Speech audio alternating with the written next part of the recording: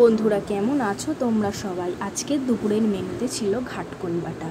তো প্রথমে আমি শাকটাকে কেটে নিয়েছি। এদিকে আমি রসুন আর লঙ্কা নিয়ে নিয়েছি। কড়াইতে তেল গরম করে তাতে কালো জিরা পোড়া দিয়ে রসুনটা অ্যাড করে দিলাম, কাঁচা লঙ্কাটাও অ্যাড করে দিলাম। এরপর কেটে রাখা ঘাটকোলের বাটাগুলো অ্যাড করে দিলাম। এবার এটাকে একটু ভাজা ভাজা করে নেওয়ার পরে কেটে রাখা ঘাটকোলের শাকটাকেও এটার মধ্যে আমি অ্যাড করে দেবো। তারপরে আমি পরিমাণ মতো হলুদ লবণ দিয়ে ভালো করে শাকটাকে ভাজা ভাজা করে নেব।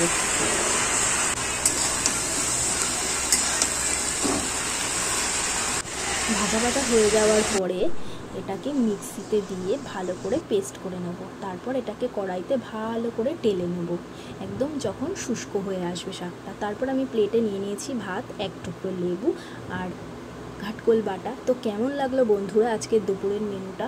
ভালো লাগলে অবশ্যই একটা লাইক কমেন্ট শেয়ার করতে ভুলবেন না। ধন্যবাদ।